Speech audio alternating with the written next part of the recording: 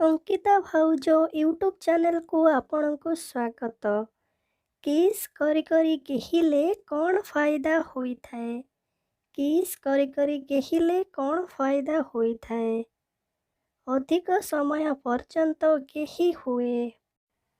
ପ୍ରତିଦିନ ରାତିରେ ନିଜ ସ୍ତ୍ରୀ ସହ କେତେ ଥର ସମ୍ପର୍କ ରଖିବା ଉଚିତ?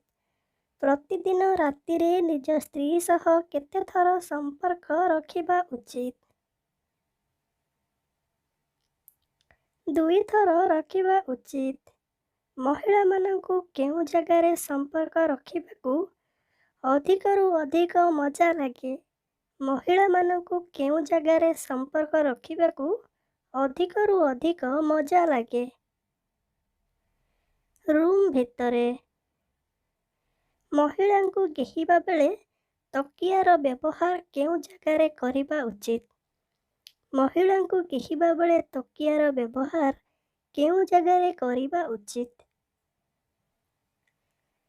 ଗାଣ୍ଡି ତଳେ କରିବା ଉଚିତ। କେଉଁ ବୟସର ଝିଅମାନେ ବାଣ୍ଡକୁ ଘଣ୍ଟା ଘଣ୍ଟା ଧରି ଚୁଷିଥାନ୍ତି?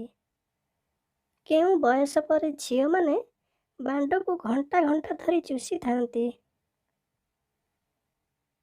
30 ବର୍ଷ ବୟସ ପରେ।